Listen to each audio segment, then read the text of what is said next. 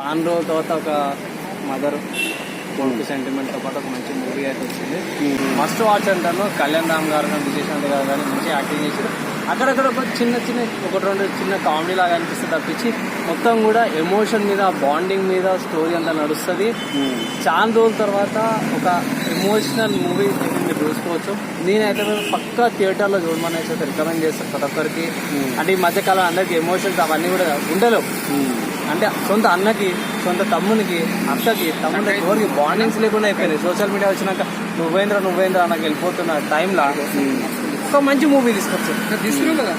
అంటే అనుబంధం ఎట్లా ఉంటుంది, తల్లి కొడుకులది కానీ తల్లి మిగతా వాళ్ళది కూడా రిలేషన్స్ ఎలా ఉంటాయి ఒక మూవీ తీసుకు. ఇలాంటి మూవీస్ రావాలని నేను కోరుకుంటున్నాను. ఇలాంటి మంచి మూవీస్ రావాలని మీ అందరికీ.